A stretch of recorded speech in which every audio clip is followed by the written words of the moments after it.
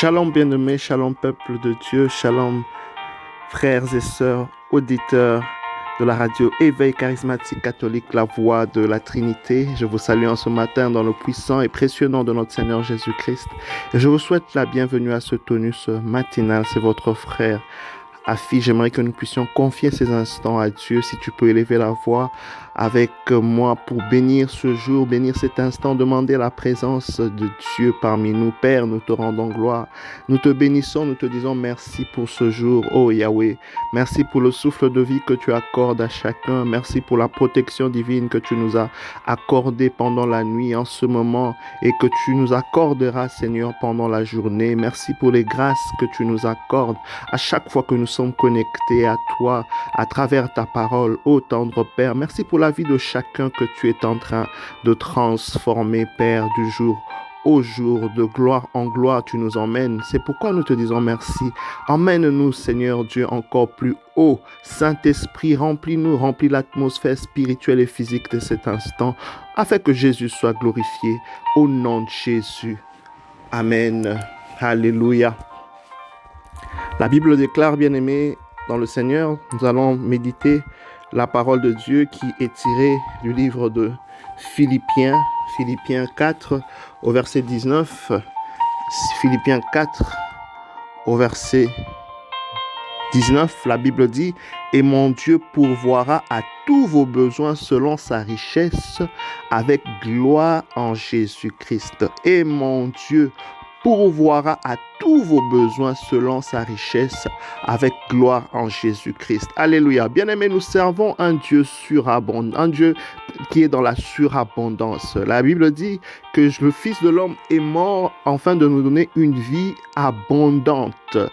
Une vie abondante, une vie extraordinaire. Et la Bible est en train de nous rappeler en ce jour, bien-aimé, que Dieu pourvoira à tous nos besoins. Alors, je ne sais pas aujourd'hui peut-être quel est le manque que tu expérimentes, quelle est la chose que tu aimerais que le Seigneur puisse ajouter, puisse peut-être donner pour la première fois. Je ne sais peut-être pas ce pourquoi tu pries, bien-aimé, ce pourquoi peut-être, n'est-ce pas, tu jeûnes, tu fais des sacrifices, ce pourquoi tu désires fermement de ton cœur obtenir de la part du Seigneur. Mais je viens, bien-aimé, à travers cette parole, te reconforter, à travers cette parole, t'encourager pour te dire que le choix que tu as fait, le Dieu que tu sers n'est jamais en retard. Le Dieu que tu sers n'est jamais en retard. C'est un Dieu qui aime donner. Il prend plaisir à la prospérité de ses servantes et ses serviteurs. C'est un Dieu. Il y a un temps pour tout.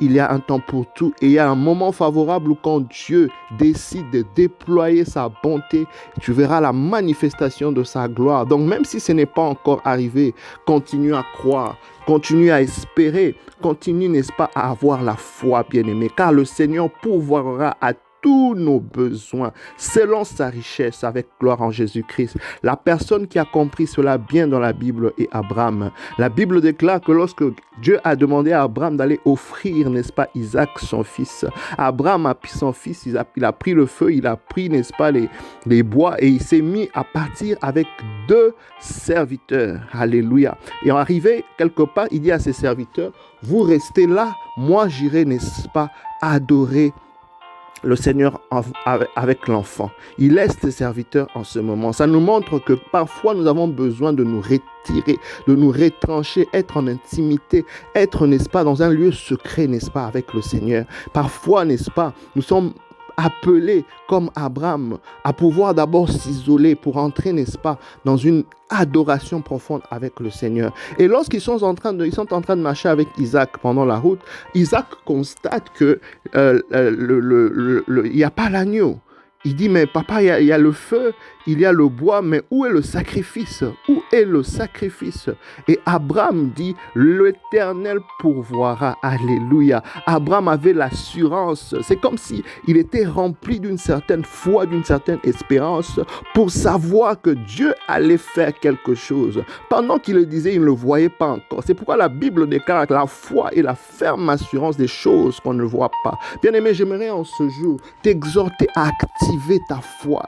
activer ton espérance. Pendant que tu attends, laisse le Seigneur pourvoira, bien-aimé, à tous tes besoins. Il pourvoira, quel que soit le besoin. Besoin financier, besoin de santé, besoin, n'est-ce pas? Peu importe le besoin que tu as, bien-aimé, aie la liste, sache que le Seigneur pourvoira. Abraham dit, l'Éternel pourvoira, pendant qu'il ne voyait pas encore qu'est-ce qui va se passer. Et même quand il est en train de dire, n'est-ce pas, au serviteur, nous reviendrons avec l'enfant. Et pourtant, cet enfant a été demandé en sacrifice. C'est comme s'il savait que cet enfant allait revenir à la vie. Comme s'il avait cette foi que Dieu allait faire quelque chose. Alléluia. Et puisque Dieu honore la foi. Bien aimé, lorsqu'Abraham veut, n'est-ce pas, offrir en sacrifice Isaac, voilà qu'il y a un ange qui se présente qui dit, il ne faut plus le faire.